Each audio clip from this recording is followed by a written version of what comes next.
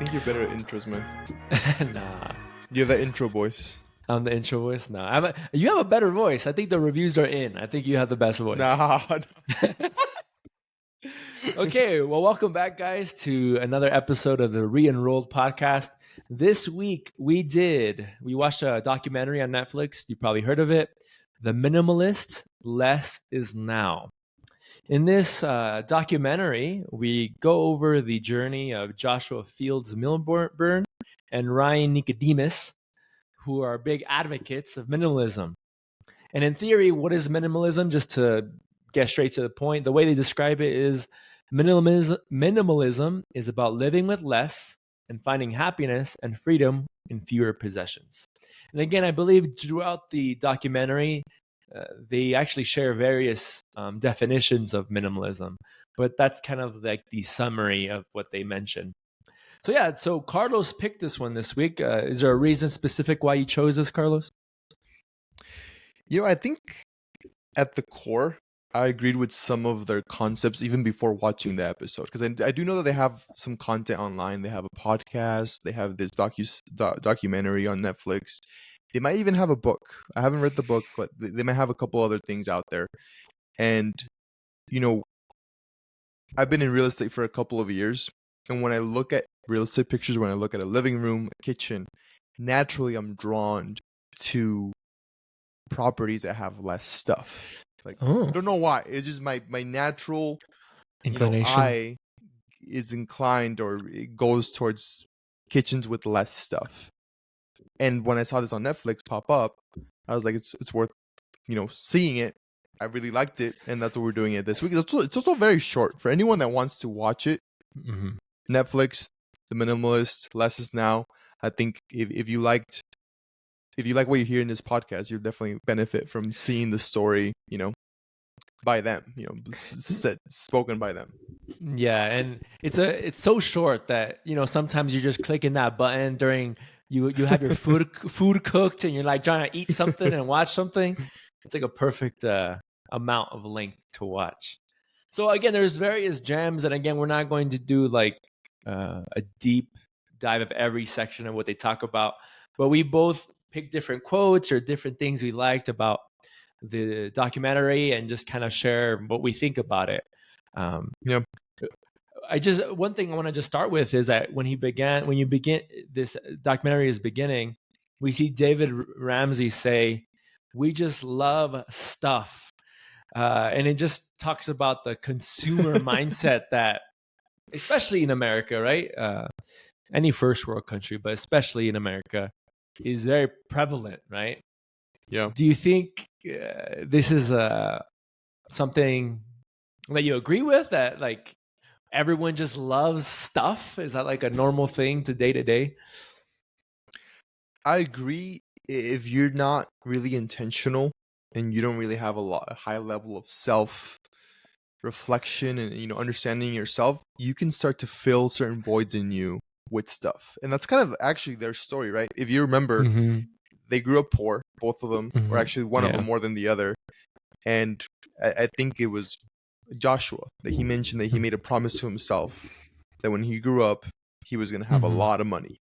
Yeah. And to some degree, he succeeded, right? Like in the beginning of the story, before he embarks in this journey of having less stuff, he had climbed up the corporate ladder pretty quickly, gotten a lot of money, but also gotten a lot of debt. Like his purchasing didn't keep up with his income, even though he earned a lot of money. But it wasn't until his mom died that the lesson really stuck with him. That he learned that maybe he was doing something that wasn't working, because as he bought more and more stuff for both of them, for both of the I guess the authors of this series, they didn't feel that void. They didn't become happier. They were promised that if you keep buying, you'll be happier, but that's just not that's not the fact. And I think a lot of us are kind of in the same boat, right? When you're young and you want certain things, for some reason or another, you can't have them, or they tell you that you can't have them. You grow up and you're like, oh, well, happiness is on the other side of all those things I couldn't have before. But you find out that it's a lie. And what crazy stat that I had was that we feel this way, but it's not by randomness, right? It's by choice. It's like there's a stat that was mentioned that $240 billion a year on marketing is spent, which are focused to make us feel like we need the stuff they're selling. So like Yep. those feelings aren't like just because, like they're not random. It's by Yeah. design, right? There's so much content on social media, on TV, like just consistently everywhere. The colors they Yep. use, like everything is designed to make you feel like, oh, that feeling of sadness. The reason you're feeling that, oh, it isn't because of X, Y, and Z. It's because you haven't bought Yep. this next thing or you haven't bought this clothes. Yeah. So it is fascinating to see their journeying, especially because they went to the extreme of, having a lot of money. Maybe not a lot of people, average income household, don't ever even reach those numbers of money. But specifically, Joshua did. Both of them, actually. I think they're working Yeah. for the same firm, I think, even. Mhm. But it is fascinating how they became this reality of analyzing, like, okay, this isn't bringing me happiness, so what do I got to do? Yeah. And in a way, I think the show kind of opened me up to a topic that I don't know a lot about, which is marketing. I mean, we are against masters of marketing. Like they were discussing intelligent and predictive ads. Like on your phone, if you do a simple search for, an espresso machine, which I've done recently, and then you don't end up buying it. You were just doing research. You just wanted to know what's out there. What's going to happen in the next weeks after that is that you're going to see a lot of other espresso machines. And that's Yeah. because marketing companies are aware. Like if he Googled something, there's some interest. And Yeah. maybe, like they can follow your phone. And if you frequent coffee shops, like they're just really smart people behind those companies that, Yeah. kind of create this urge in you of wanting more stuff. So like, especially kids or young people, it's going to be a tough battle if you're not conscious of this. Because I don't think, when was it? About a year ago, I was seeing that Starbucks got sued because what they were doing was actually kind of tricky. So when you went into a coffee shop, like a local coffee shop, they would track that. Let's say you frequent here in Tucson Cartel on Wednesday afternoons. Starbucks would find out because you enable the ability The for it to app locate or you. whatever. Yeah. Yeah. Without even knowing, you're like, oh, it's convenient because then I can do the mobile order. Like, it works. Yeah. So you Yeah. do it Yeah. They without convince you. thinking. Yeah. Yeah. Well, now Starbucks knows that on Wednesday afternoons, you're craving coffee, but you're not going to them. So what are they going to do? They're going to send you a coupon. On Wednesdays afternoons. On Wednesday afternoons, if you buy a coffee at that time, you can get a half off or you can get 100 bonus stars or whatever. Is it fair? Maybe. I don't know. Like, we're not here to discuss the ethical part of it, but it is the kind of companies that you're facing. So you're constantly bombarded with a really unhealthy feeling of you're not enough. Like, Yeah. you're not smart enough, you're not good looking enough, you're not Mhm. strong enough, but you would be if you bought this clothes. Like if you work out but you don't have, this brand, I don't know what you're doing. You're not going to be Yeah. healthy. Like it doesn't work that way.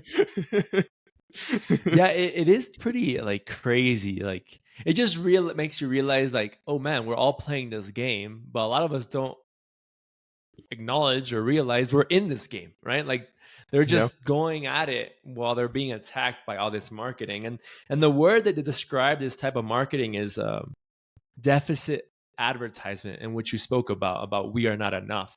That's the type of advertisement that they're attacking Yeah. us with, which is honestly, like, again, we're not going to go into morality or ethics. It's kind of Yeah. sad. It's going against humanity's feelings, right? And using it against them to sell them more, right? And it's crazy. It's really, really eye-opening watching this documentary. But again, like anything we intake, it's like we have to pause and like, okay, what am I going to do different? Just because I learned something new, like, what could I do Yeah. differently to, again, can we beat these companies? Probably not, right? Like they have so much millions of dollars of expert coders or whatever, like making sure that they influence us. But you can at least be aware of it to hopefully protect yourself a little bit. Yeah. Yeah, and I think there's differences, right? Me personally, I don't feel like my life focuses on the accumulation of stuff. Yeah. Some people might agree with that, like, but how is it that we end up with so much stuff? And they kind of discuss it as well. I think a perfect example of that was Joshua's mom, right? Mm-hmm. When she passed away, he made a trip to go see her. And she wasn't a hoarder by any means. Like, that's not the picture of his mom that Joshua paints for us. But she had a lot of stuff. Like, Mm-hmm. and I think they actually gave us an estimate. The estimated house in the United States has about 300,000 different items, or It's crazy. 270,000. Yeah. So how does that happen? Like, sometimes it's not even that you're buying stuff. You could be getting gifts. You could be, keeping cans of food that you don't even plan of eating. You just have them there Just in case. just in case, or articles of clothing that you're not gonna wear. They don't even fit you well anymore. But if you happen to lose half your weight in the next 6 months, Hey, they Carlos, don't be judging my gym shirt I still have from high school, okay? I'm going to wear it one day. And that's actually interesting that you mentioned high school, though, because one of my key takeaways, or one of two, and we can discuss the other one later. But the first one is he mentioned how his mom had some boxes under her bed, right? And it was like number 1 through 4. And in those boxes were like special items that perhaps didn't have much value besides sentimental value. They were like, maybe he got a good grade in school and she would keep it there, or a picture or something like that.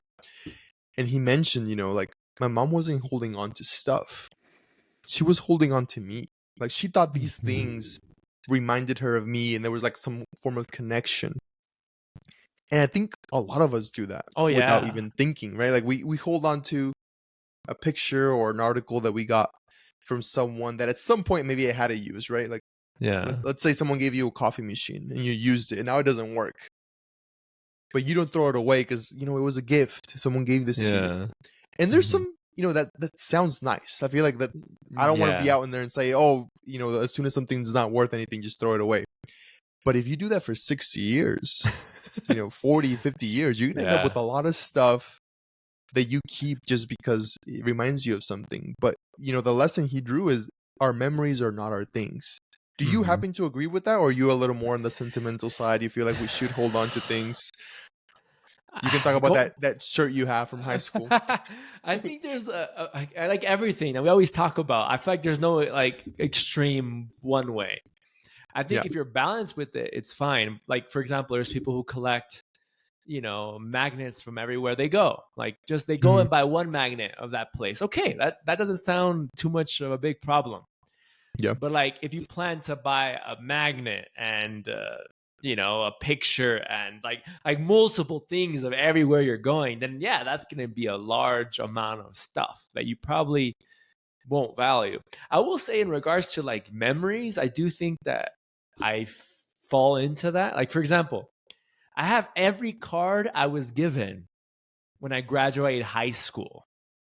Like, just saying like, congratulations. Some people didn't even write anything on it. They just bought the dang card, and they're like, here you go, bro. And they just signed it, You're like, Target said it best. Here you go. Like, I got no words for you. I can't beat Target. Here you go, bro. But my point being is, I still have all of them. And then there's moments where I've had like, oh, I should just throw these away. Like, what am I going to do with these? Yeah. But when I decide to grab them and throw them away, I do like one last look, right? And I start reading them again, and like it brings me happiness. Like, oh man, like that was so kind what they said. Oh, I can't throw them away, and I put them back in the box. Yeah. I think that is expanded by a lot with a lot of things, right? And like, for example, like maybe you went to a concert and you collect that ticket stub. It was the first concert with maybe your friends, like, and then that just trickles of an effect. Like, there's multiple things you do that, and then you just end up having just a bunch of stuff. And I think the key component that he highlights in regards to that stuff aren't memories is that he's like, when was the last time my mom actually looked through these boxes? Yeah. He's like, it's probably been decades since she went through these boxes. So even though the idea was beautiful, right? Oh, I want to hold on to my child and think of, oh, when he was a kid and, oh, look, his bad handwriting. It's a beautiful thought, right? It's beautiful. Yeah. But when do we actually stop and actually go through that stuff? So I guess like there's two answers to that. One answer is, well, maybe once a year go through your stuff and maybe they bring value and happiness to you. And Yep. that's how you justify having it. But the other extreme is like, well, you never look at it ever. Like, why even have it? Yeah. Yeah. I mean, I think, like you said, with anything, balance is key. What I really liked about his story is, when he first went to go through her stuff and see what he was gonna sell, give away, keep, he mentioned that, he came to the realization that maybe some of those stuff could be used by someone else. Like, Mm-hmm. I think that what ended up happening is he ended up selling and donating a lot of this stuff. And whatever he sold, he donated to like charities that helped her during her cancer treatment. So he still did some stuff with the things she owned, but at Mm-hmm. the end, he only kept a couple of things, like a small box of things that reminded him of her. And I think if we do that with our stuff as well, because I think I have the same thing. Like in my closet, there's a box with things that I have sentimental value to me. And over the years, instead of one box, there's like two small boxes, and Yeah. maybe in the next 10 years, there'll be three small boxes. Yeah. And at some point, you have to like really go through them and maybe raise the rent, and whoever's not able to pay it, you throw them away, like raise the rent of happiness. Like, how much happiness do you Hey, bring like me? you're not making the cut this year, okay? Yeah, last Grandma, year you did. these $20 weren't enough, Grandma, and you just throw it away. Wow. Yeah, it is a habit we can potentially meditate on.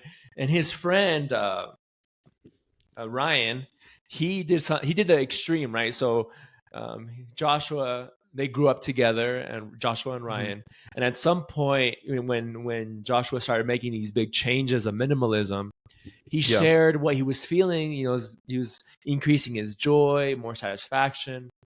Joshua was sharing that to Ryan, and Ryan yeah, did the extreme. He's like, "Oh well, I love this. I don't feel happy either. Like, I need to make these changes." And yeah, his tactic was interesting. Did you find what he did unique or extreme? Like, what did you think? yeah. Well, it's because Joshua recommended, the challenge, which we can discuss a Yeah, little bit later if anyone's yeah, interested in, partaking in some of the things that they kind of promote. But the way his friend did it differently is he said, I was in a hurry. Like, I wanted results quickly, because he had mm-hmm, noticed that Joshua had become happier over time. mm-hmm, So he said, instead of going slowly through my things and getting rid of the things I thought I didn't use, I basically packed all my stuff like I was mm-hmm, moving, which, if we were moving, we would pack everything. Like, nothing would be unpacked. And then over the next 2 or 3 weeks, I unpacked item by item the things I would use. So the shirts that I would use, the furniture that I would use, maybe the TV, like every item that he actually had to use in the next 3 weeks, he unpacked. By the end of those 3 weeks, he discovered that 80% of his stuff was still in boxes. Like, he never used it within that month or those 3 weeks.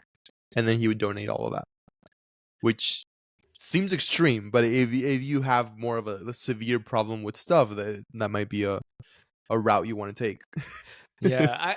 I didn't. I related with his mentality more than the action in itself. I'm not sure if Yeah. I would be able to just do that. That's I respect that. I Hmm. do agree that I feel like I'm like that. I'm like that personality that I'm just like, like if I'm gonna do it, why just dive in? That's kind of like Yeah. my personality. So I Hmm. did respect it, but I found that fascinating though. Like even if let's say you don't give away all that stuff, right? But Yeah. just the exercise of visually seeing what do I actually use is so interesting because like day to day, like if life were a video game and everything you touched turned red, let's say, Hmm. like, and you could visually see everything you've touched and used, okay, then you can see like this is what I'm using, this is what I'm not using. Yeah. But life isn't that. So I think this is a great exercise to visually see like what are my favorite shirts or Yeah. pants or ties or whatever that you're consistently using, and what about the rest of the stuff that you have. Yeah. And I think that I respect that and I want to get there. I feel like I've had these up and downs. Like I feel like you're closer to it than me in regards to like minimalism. I feel like we respect certain business leaders that have a mindset in regards to choice. And one of the things a lot of business leaders talk about is that if I can remove little things like Mhm. choices I have to make, like clothing or car or whatever, if I can Yeah. remove these choices, then it becomes easier and I can focus more time on the bigger important things. Again, Yeah. amazing concept. It's can be harder to apply. Yeah, it's a bit extreme. It's like Steve Jobs only wearing turtlenecks. Like you could, yeah, it might help in the morning, Yeah. but Yeah. you might not want to go that route. I think there's a term for it. I think it's called decision fatigue. And a lot of Decision these fatigue. business Okay. owners, they prescribe to the idea that, every single decision we make, which we make a lot in a day that we don't even think about, those kind of tire us out. So like if you're making a lot of small decisions that probably don't really matter that much for your well-being, you're going to be a lot more tired by the time you get to your work day, or the more important part of your day, your creative pursuits, whatever, and you're more tired. Like you already made enough choices for that day. I don't know if that's the way the brain works. I would love to like maybe talk about it more if we read something that navigates that a bit more. Yeah. But it is an interesting topic. Yeah, and with that mindset of how people view things and stuff and how it affects potentially your decision making as well, Yeah. what do you think is the current status or state of like American culture in regards to consumerism? Do you think it's getting better? Is it getting worse? Like, especially with like movements like this, like tiny living, minimalism, there's been like big fads, which in a good way, they mean good. But do Yeah. you think it's the same? Like, do you think there's been an impact? I think it varies. I think, I can only speak for myself and kind of the culture that I grew up in. You know, Mm-hmm. not even too long ago, someone was describing success. And they were not talking to me, they were talking to someone else in my family. And they were mentioning how they didn't do so bad. The reason being that they had all this stuff and all these trips and all these, basically material possessions. Yeah. And me thinking, they're not wrong. They haven't done so bad, but not for those reasons. They haven't done Mm-hmm. so bad because, they're healthy. They've been Mm-hmm. able to, enjoy their life and, without major problems. They have children that are respectful, professional. Like, those are the things that actually they should be proud of. Mm-hmm. But still, as a society, especially, you know, growing up poor, or maybe, without Yeah. the ability to get some stuff, if you're able to Mm-hmm. get those things, it's natural that people are going to be like, oh, this is success. This is what's Yeah. cool. And I think it's going to take people individually, not as a society as a whole, but like people individually, to really reflect on what is Mm-hmm. actually important. Like, what is actually what's bringing me value and happiness? Because it's not the things you own. It's not going to Yeah. be that. Like, it's going to be deeper and like not discussed in this episode, but things that matter a lot more. Yeah. What's so interesting is like, do you think, for example, like I have family members that feel the same, that, and we've talked about it in the past a little bit, Mm-hmm. that they use things or possessions as a measure of value or happiness, right? Even Yeah. though maybe inside they don't feel happiness, but what they portray is happiness based on quantity of material possessions. Yeah. Now, the question is, with something like minimalism, that takes this hard reality check of basically saying, what I've been doing is wrong. Like, it's not getting me closer to where I want to get. So I have Yeah. to change these habits. And it takes a lot of humility to do that, right? Because think of someone who's for a long time, like always bought name brand clothing, you Mm-hmm. know, gadgets, and, spend money, debt, spend money Yeah. with the hope of getting happiness. To then do a hard e-break, right? And saying, Yeah. wow, this isn't, I've been telling everybody that I'm happy, but I'm not. Like, that takes a lot of humility, right? So I think it'd be hard to just hit that e-brake and make a change. What Yeah. do you think would motivate someone to actually do such a big change like that? Well, I think just like in the episode, it was discussed a little briefly. The only way you make that change drastically is if you face like the brick wall. If you're like, Mm-hmm. oh wow, like I'm going in the wrong direction. Like I Yeah. have all this stuff, the fancy apartment, the fancy, clothes, the nice cars, and I'm not getting closer. Like I'm not happier than I was last year, right? Yeah. And it's interesting because for Ryan, his journey was in high school. He didn't know what he was going to do after high school, but he was working with his dad at a nice, maybe middle class home. And he asked his dad, like, what would it take to get this house? I really like this house. He said, I think if you earn about $50,000 a year. It was probably a long time ago. If you earn That is that not much, the case anymore. yeah, not the case anymore. If you earn that much, you can probably buy this house. So that was his goal. Like his goal was, if I can make $50,000 a year, I can buy that house and be happy because I would be happy in that house. And he would make that. Right after high school, not long after that, he got a job that he made that. He's like, I don't feel like I'm that happy. He's like, oh, I didn't adjust for inflation. It's been a couple of years. Maybe it's $65,000 now, not 50. Yeah. So he tried to get 65. And then he Oh. just kept scooting it up, 6 figures, more and more, Yeah. until he actually realized, like, this is not it. Like, I'm going in the wrong direction. And I think in our lives, the only way that we stop giving so much value to things and more to, like, the actual things that matter or that are not things usually, it's if we get a true sense that we're going in the wrong direction. It does take a lot of humility. It does take, stop competing with people, right? Because a lot of times people are doing stuff not even for themselves.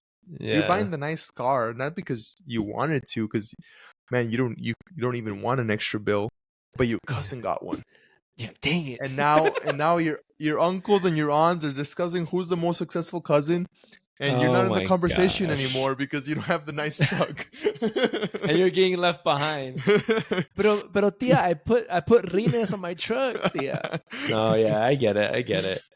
And I think a concept that they speak about is how, especially in America, the big thing that's being sold is the American dream, right?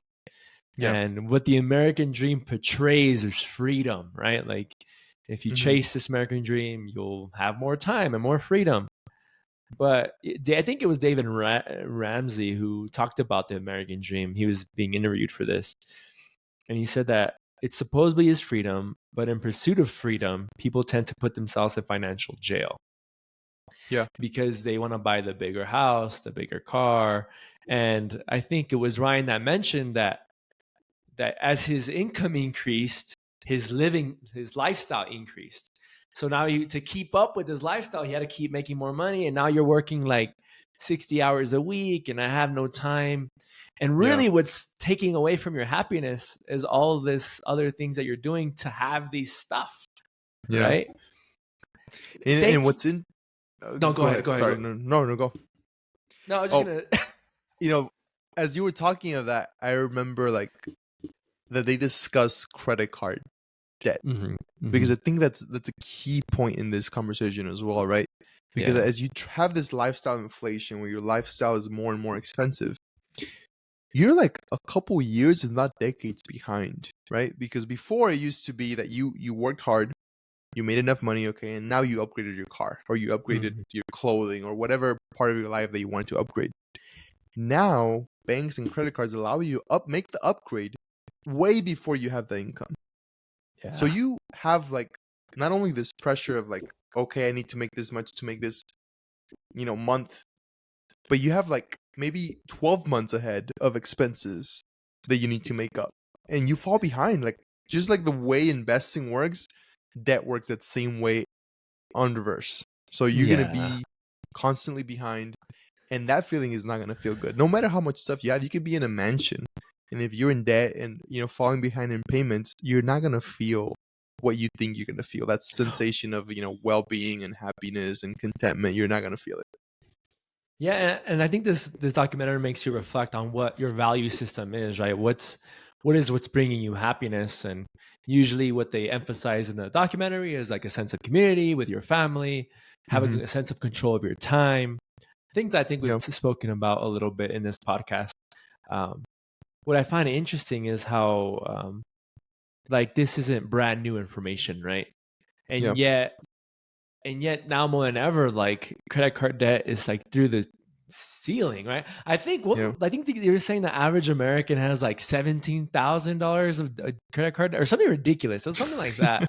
Where I saw that and I was like, man, I'm glad that's not me. That's scary. Oh my gosh.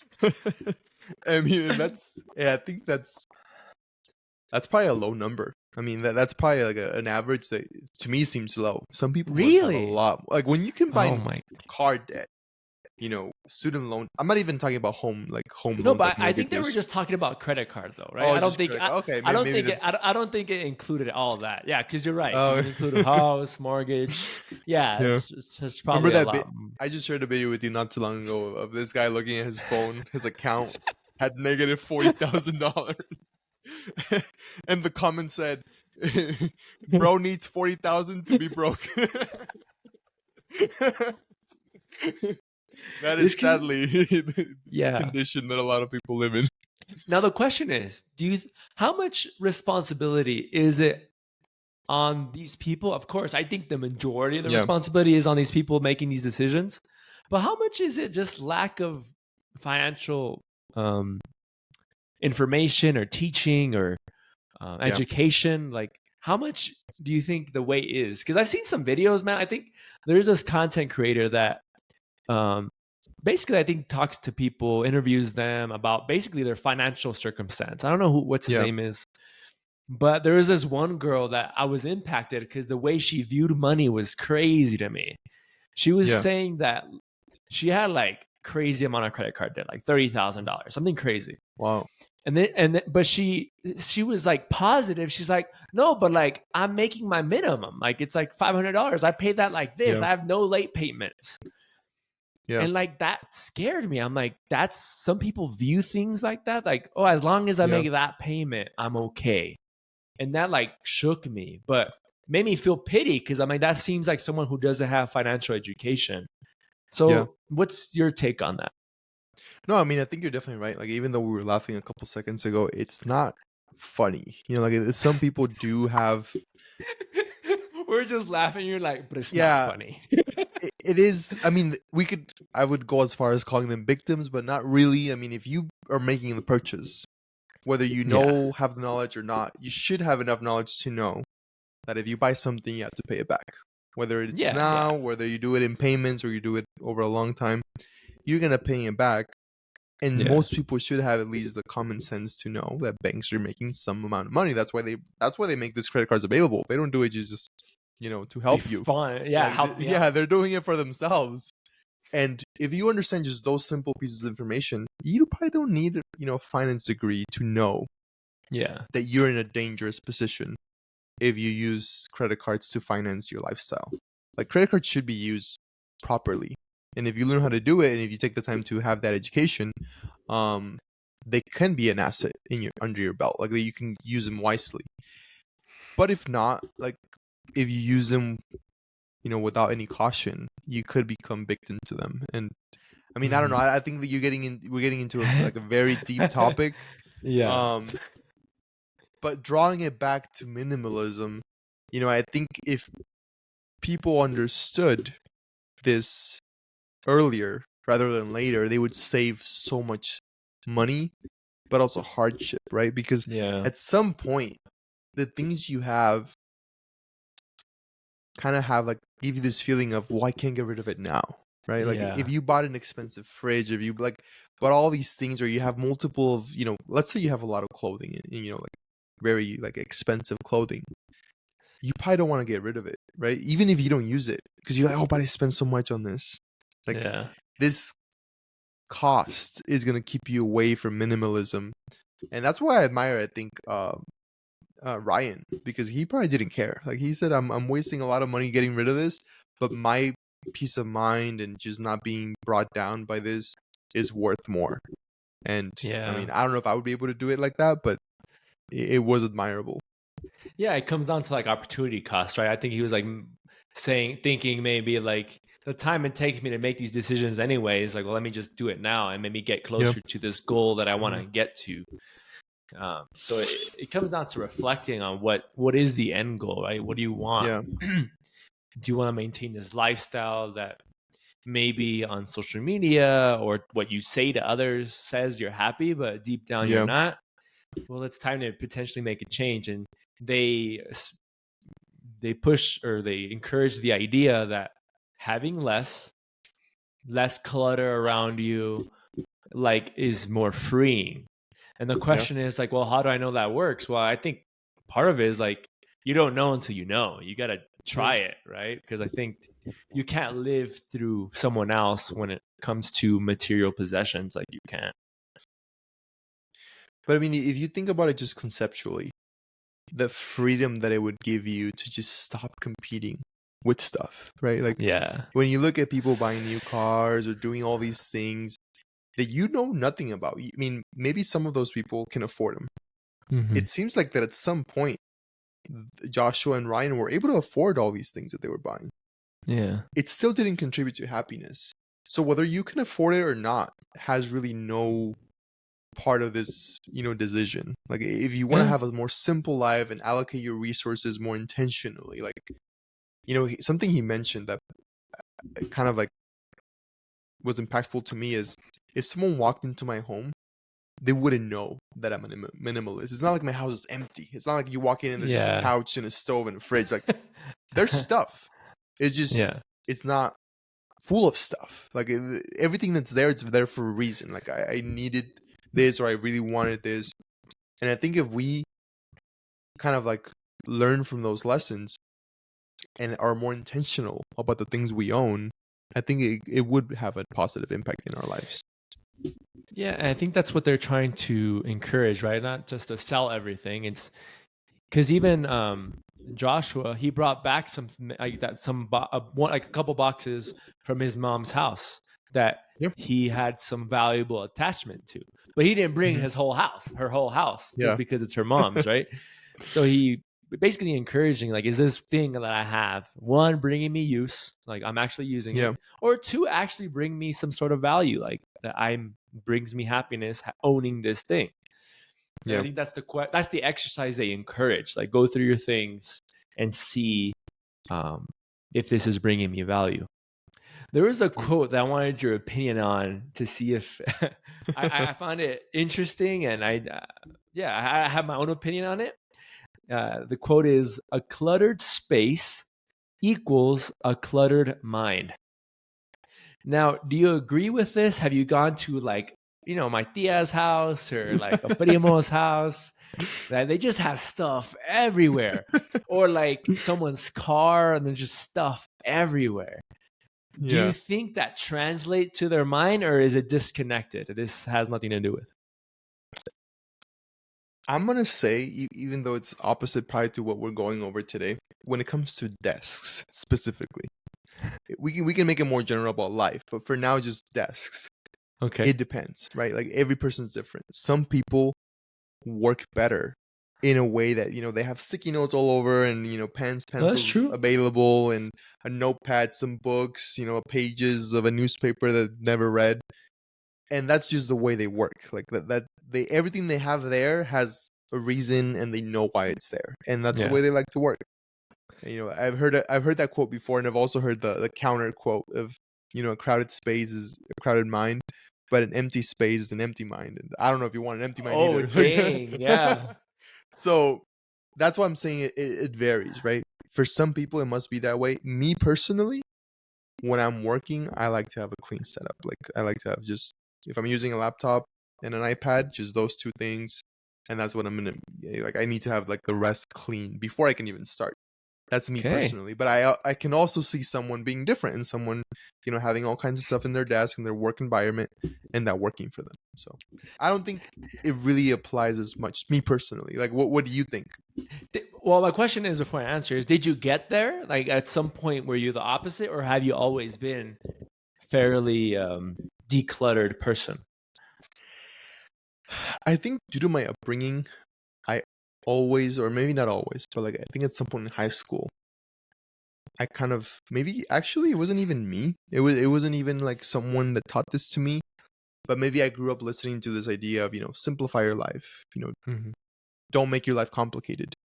Mm-hmm. And that pairs up perfectly with this. If you live Yeah. a life of you don't want to accumulate stuff, it's going to be a lot of work. It's going to, cause a lot of stress. It's going to be problematic. Also, I saw a lot of people around me probably go the other route. And I had the benefit of being able to draw lessons from them and seeing like, okay, they're going this route. It doesn't seem like that's working. It doesn't seem like they're happier. Like, and that's one thing that, I don't want to jump topic because I think we're discussing a very important one. But, another one of the quotes I have is, we can buy into the trap of trying to buy our way out of hard stuff. Yeah. And the way I translated that, or like the way I interpreted that was, for example, something as hard as self-worth. Like having a deep sense of self-worth is not easy, especially now. Yeah. Like people tell you what self-worth should be. Like people give you all these external influences, but self-worth by nature should be, what kind of brings you like the ability that you're worth. And if you bring it from stuff, if you buy like the fancy car so people think, oh, this guy, he's successful, he's smart, but you don't feel like you're smart or intelligent or successful, it's not going to work. Like you're trying to take a shortcut. You're trying to like skip the actual, work, which is, having a relationship that's healthy about yourself. And that can be said about a lot of other things, right? Like respect, like I don't know what you think, but I think that's what I've always tried to avoid. Like I don't want to buy shortcuts. Like for example, something that relates to this is single-use items. There's a lot of things you can buy at stores that have literally one use. Or like, a waffle maker has one use, waffles. But how often do you make waffles? Like, is it just worth make a having? Pancake. Just make a pancake. Is it worth having the waffle maker? Like, if I make waffles once a year and I buy this thing for $30 and it can work for 10 years, let's say, is it really worth it if I can just go buy the waffles? Like, I'm not a big waffle eater. Like, but there's a lot of things like that. Like that people buy for one single use, that crowd their space, and that they don't even use them that much. So like, I'm more, maybe even too much, where like I don't buy this stuff if I don't have a really good reason to buy it. Like it needs to be a huge reason. Like, couple years ago, we were fixing up our house where we live now, like painting and doing a couple other things. And I found that I constantly needed a ladder, like constantly, like every couple of months I needed a ladder. And I kept borrowing it. Like, can I borrow a ladder? Can I borrow a ladder? And so I finally decided, you know what? Maybe I should buy a ladder. I need it enough. Like I need it, and I use it so much that it's worth buying. Yeah. And that's my take on this. Like I'm more careful about the buying, because I know that, getting rid of stuff is a lot harder. But even if you manage to do it, like let's say I bought a ladder before I knew if I needed it or not, and then I got rid of it, or I got sold it, I was gonna sell it for a fraction of the cost. Right? Like that's just what happens with things that depreciate. And I didn't want to make that mistake. So I don't know. I think we went on a tangent here, but no, that's a good thing. That's my long answer to your question. No, and I think that's a good exercise though. Like, right, like let's say you really want something, right? Let's say you really think you want and need that thing. That's a good exercise you just said. Like you went a couple months without it. Like, okay, well, I'm gonna have to borrow it. I have to borrow it. And then you realize, you know what? I need it enough. Right. And I think the way marketing is nowadays, they show it to you like twice, and all of a sudden you think I need it.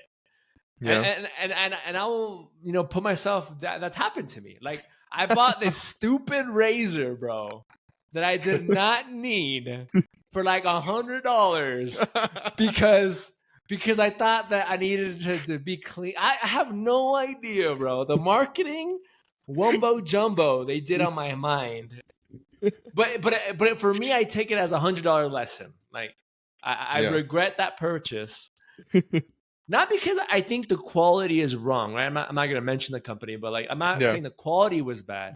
I just realized like, why I'm not doing designs on my face. Like I'm just shaving. Like, why do I need this expensive razor? But I think the problem I fell in is that they mess with my emotions, And I Yeah. was on this like feeling of like, no, I do think I need it. Oh, it would be super clean, and the Mhm. razors are cheaper. Like they paint it so well. Like, oh, it's Yeah. one expensive price, but then it becomes cheaper over time. Yeah. And they got me. And They got me. for everyone it's different, right? Like, Yeah. for example, for me, I was thinking about this last week and discussing with my wife because Prime Day just passed, right? Like I Oh think it was yeah. last Monday and Tuesday. I didn't buy a single item this year. Let's go. I'm proud of you, bro. But here's why, though. It wasn't even that I made the goal, like, oh, I'm not going to buy anything. I did browse. Like, I looked at stuff. I was like, oh, this would be nice. This would be cool. But it happened to be, and this kind of teaches the way I buy personally. Mhm. Amazon has so many options for everything. Yeah. Like, if you look for a pair of shoes, you're going to find so many. If you look for, whatever, Anything. like, let's say you want to buy something to squeeze lemons. They're going to have different materials and different price ranges. Colors. I just find that entire process like so demanding on like my decision making ability that I end up giving up. Like there's just too many options. Like I can't choose, so I don't buy it. Yeah.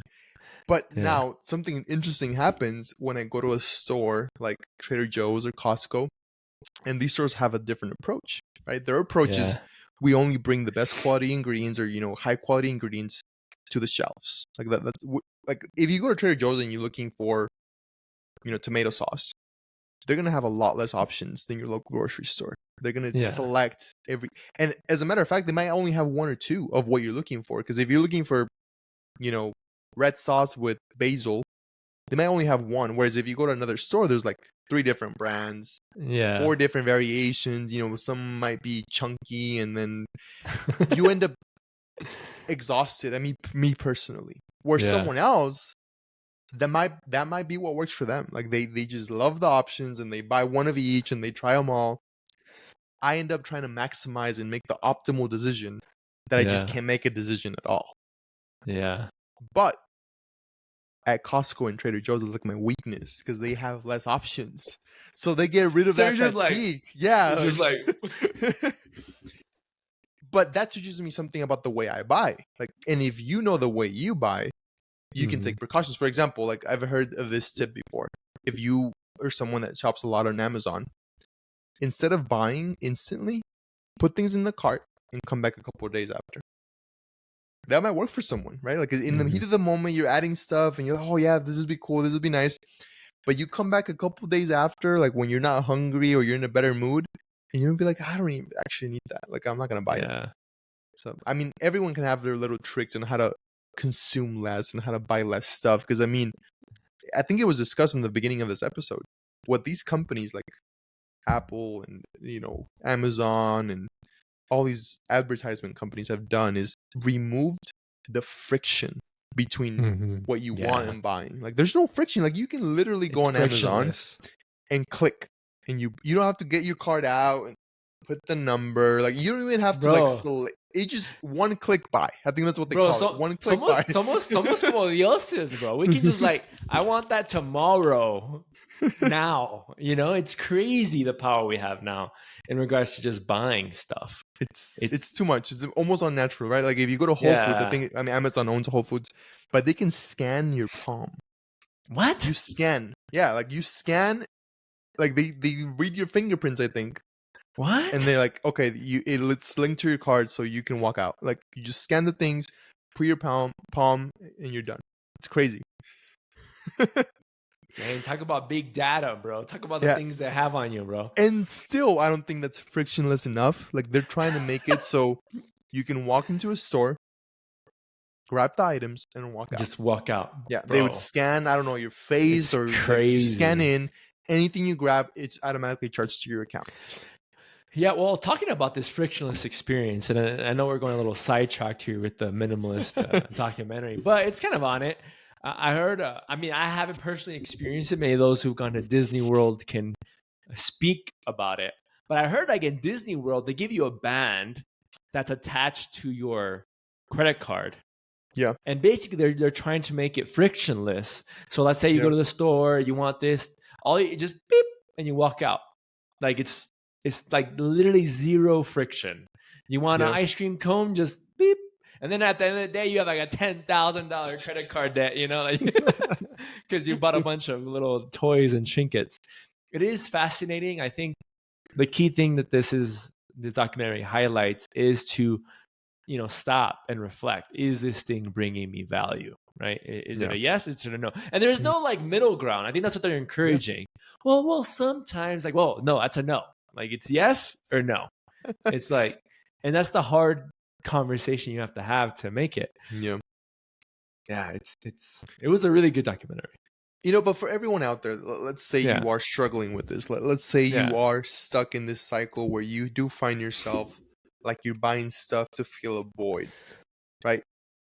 Don't worry. It's not like you have to make this huge change so all of a sudden. In fact, they discuss a couple strategies that I think are very practical, right? Like, they could, if you make it a challenge to yourself, like get rid of one thing per day. Like you go around, look at a cabinet, be like, oh, I don't use this. I'm going to throw it away. I'm going to donate it. I'm going to try to sell it on, whatever else way that you want to do to get rid of it, do it. And if you do that, for a month or maybe even, day one, you get rid of one thing. Day two, you get rid of two things. You end up, getting rid of quite a bit of stuff. And you can do that to declutter.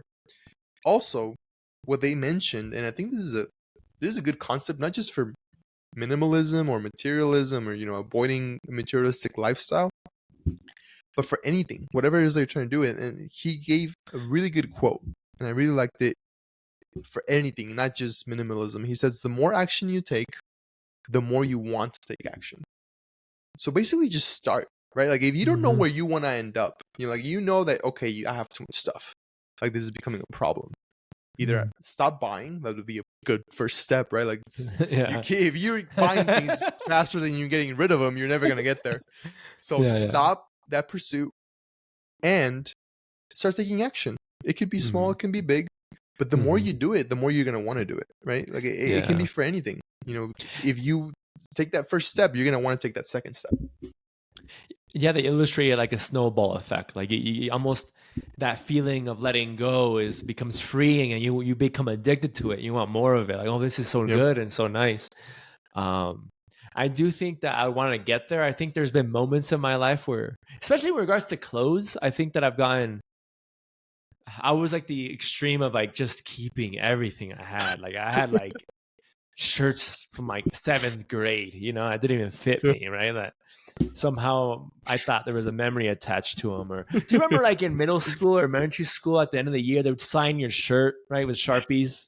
You'd go with the white shirt and they'll, you had like Johnny say like, have a good summer, I had like 6 shirts like that for a long time.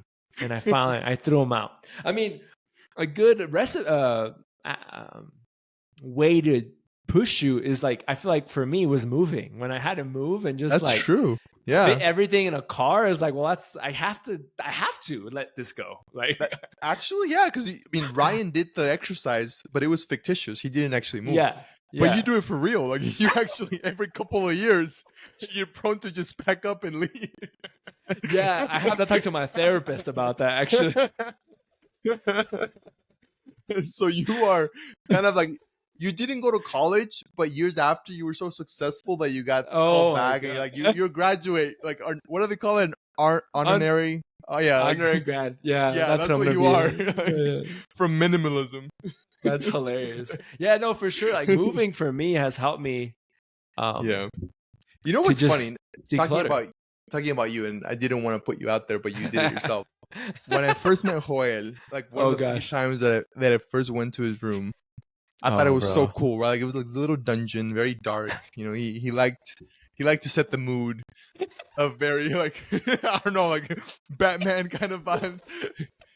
And he had more ties and shirts than I had like original thoughts. Like it was a huge amount. Like he had a lot of stuff. Like you just loved having like clothing. Like clothing was your thing. Like you really liked having ties. Like did you end up getting rid of a lot of those ties? Because you had I gave them away. Yeah. So when I moved from Arizona to New York, I carried them in my back of my Honda, and anytime anyone wanted some, I just like gave them away. Like, hey, take whatever you want. Yeah. Yeah, I do think that a large part of it was just memories, bro. Like I think I was Yeah. holding on to memories. Like for example, I remember in my room specifically, I would Yeah. hang up like little gifts, right? If a little girl, a little daughter of a friend of mine drew me a picture, I would Yeah. keep it because I thought Hmm. that was like, oh, so valuable. Like there's this intrinsic value to what she's giving me. Yeah. But you can only hold on to so much until it becomes an anchor. It's just like a Yeah. bunch of stuff. And then being in photography too, like I'd print a bunch of pictures. I just had Hmm. I had like drawers full of pictures, and they're Hmm. just there. Yeah. I will say I've gotten better. That's good.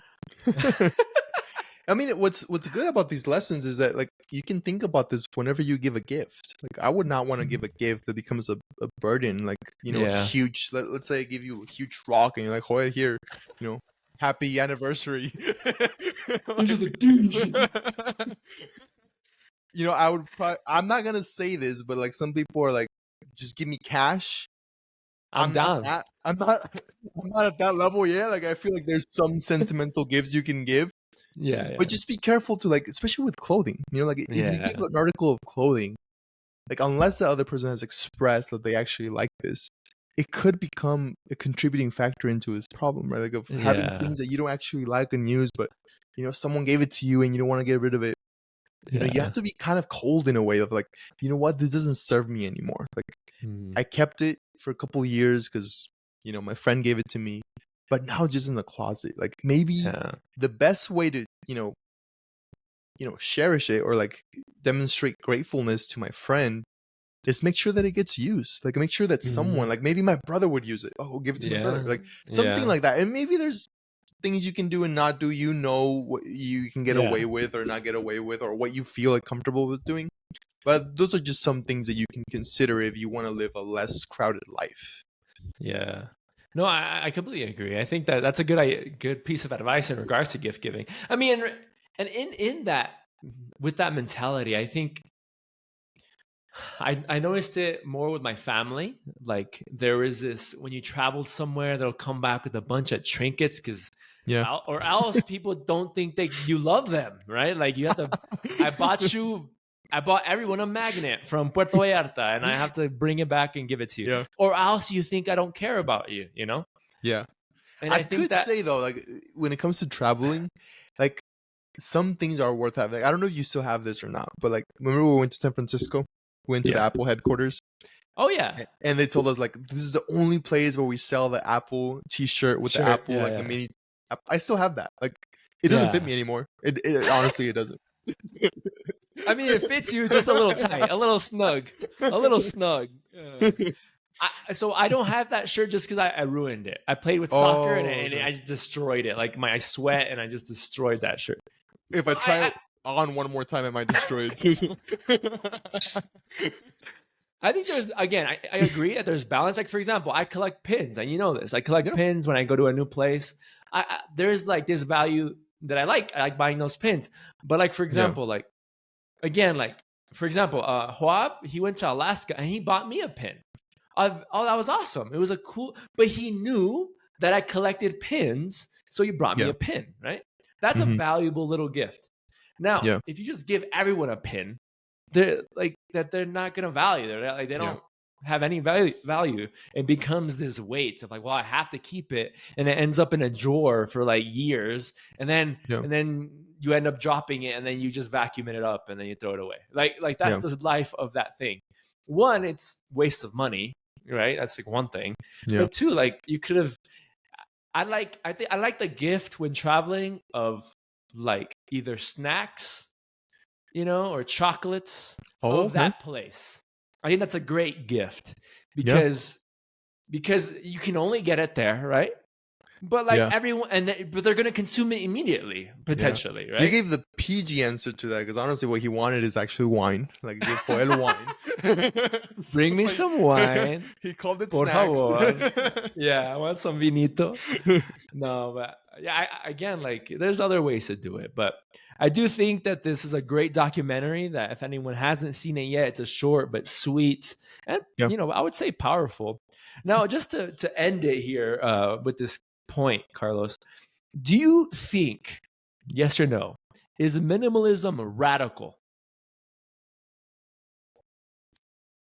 I think you could get that way. Like you could if you overdo it, you can end there. Yeah.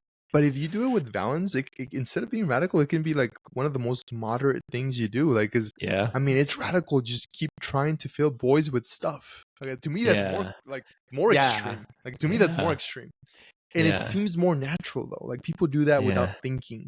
And I think Yeah. that's where we do become kind of victims to the system. Like these corporations that analyze human behavior, it's sad to say that they're so much smarter than us, but they do Yeah, have it's true. unlimited resources and Budget, they know yeah. exactly, when to get to you at the right time. Like if you send me an ad for cheap ice cream at Friday at 5:30 or 6:30, like you're gonna get me, like they know that stuff. They're gonna get me. They know what's up. That's funny. It's kind of an unfair battle, but yeah.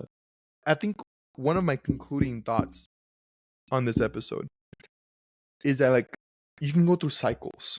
For example, like me and my wife a couple years, I think it was like 2 years ago, we went through this crazy, weekend where I think I saw this episode for the first time. Like I saw this documentary for the first time. And I got rid of, like, not gonna lie, Joel, I don't have a lot of clothes. I got rid of 50% of my clothes No, you didn't. Around 50%. So like 62 Navy shirts were just down the drain. Now, being honest, a lot of them didn't fit me anymore. So like it was an easy choice. It wasn't like I don't like it anymore. It was like, it doesn't fit me. I don't know why I'm holding on to this. Okay. Since then, I've maybe accumulated a little more things like through gifts and things that I bought. I don't buy a lot of clothing, but like here and there, over 2 years. And now I'm probably like in that stage where I need to like refocus and do it again. And that might be you, right? Like if you watch this episode or you go on Netflix and you watch the actual episode and you're like, you know what, this would benefit me. I think this would improve my life. And you do it. And you find yourself that over the next 2 years, okay, maybe I'm accumulating stuff again. Then rewatch it, or maybe like revisit that thought that made you get rid of stuff and do it again. Like you don't have to be always in this like constant soldier mode of I need to focus. I'm not gonna buy anything. I'm gonna get rid of stuff. Like I don't think that's reasonable either. Like I think if you do it moderately, I think it can contribute to your happiness. Yeah, I agree. I think that once in a while, just going through your stuff to do a little reset. I think, what I've fallen into the bad habit in right now is that, I'm not, we're not wealthy out here. So, but what I go do is like, when we go to Goodwills, like secondhand stores, like almost like my conscience goes out the window. It's secondhand, it's cheap. Like I'm reusing something. So I buy like 3 shirts and a sweater and I only spent $40. That's like a pair of jeans, like I almost justify buying a lot of stuff, Yeah. because you're buying it at a low price. Mm-hmm. But again, I'm accumulating stuff that I'm going to use once or twice. Yeah. And it's going to, be in my way, or I have to carry it around wherever at. My next time I move again, I got to carry it around. I mean, I agree with you. I think I've been a victim of the deal as well. Like when I see a good deal, even if I don't need it, I end up buying it. And I think if you actually watch this episode, you start thinking just beyond the monetary weight of a purchase, right? Like, because maybe the weight is not that much. Maybe you can afford it. Maybe you're loaded like that. Okay. Good for you. Look for things that bring you happiness in life beyond that, like beyond, more stuff. Like I said, one of my favorite quotes of the entire episode is that people fall in this mistake of buying stuff instead of doing hard stuff. Like, let me read the quote again. It says, "We can buy into the trap of trying to buy our way out of hard stuff." So like valuing yourself, developing like a style of like, oh, that's Joel's personality or Carl's personality. That's a lot harder than just going out and, okay, I'm a skater boy now. I'm gonna buy all the gear that a skater boy buys, and I'm gonna, boy. Yeah. I think do it the hard way. Like, don't take the shortcut. Like, if you want to be a cook, don't go buy all the gadgets to be a cook. Just start cooking. Yeah. And then as you need stuff, use the tools you have. Yeah, exactly. You just use what you have. Don't take the shortcut, and you're gonna find that you're a lot happier than if you just buy everything that comes across your, for you Amazon page. Yeah. Yeah. It's a great documentary. I think one last quote. I know we're making it longer than we had to, but a quote that we didn't talk about. It was mentioned. It said, "Love people, use things. The opposite never works." And I thought that was really powerful. I thought that Yeah. was just a powerful point, and to be mindful of what we're purchasing and using, and being careful what we do when we flip the opposite. Yeah. I mean, Anyway, that is a huge. At this point, our podcast is longer than the actual Netflix show. So you can pick. yeah. Well, we went off tangent a little bit, sharing a couple life stories and whatnot. But yeah, so again, like we're not sponsoring to radicalize yourself, become a minimalist, but there is balance, right? And there's a lot of wisdom. I think, honestly, I think minimalism needs a rebranding. Yeah. I think living simply is better, Okay. right? Like being Simplifying. Yeah. simplifying. I think Okay. minimalism makes it sound extreme. Like I gotta live with Yeah. one fork, one spoon, Yeah. one cup. And maybe people do that and it brings them happiness, but that's might Yeah. not be balanced. Don't do anything crazy either. Like when we were recording, before we record this podcast, I was telling Joel maybe we should record it shirtless, just to be completely minimalist. He didn't like the idea, so we ended up putting our shirts back on. Yeah. We're like, yeah, Carlos, no. I'm maximalist. Oh, that's another thing. There's like maximalists now. Like there's people who do the opposite. Like they just have well-organized stuff. That would be a fun exercise, actually. Read a book about maximalism and seeing like the connection there. It would be interesting. It'd be interesting. And to anyone watching this, if you want to recommend, a book or documentary, let us know. Put it in the comments. It'd be good to like see what you guys are interested in. I think by now, episode 6, 7. No, at the 7, I think. I think 7. Yeah, you kind of know what we like, kind of like what we gravitate towards. But if you have anything that you think that we should, do it in one of our podcasts, let us know. Appreciate it. Oh, one last thing. I think I wanted to have your opinion on it. Maybe next week we can do the paradox of choice, because I feel like we kind of dabbled in it today. Okay. The paradox of choice. It's a good book.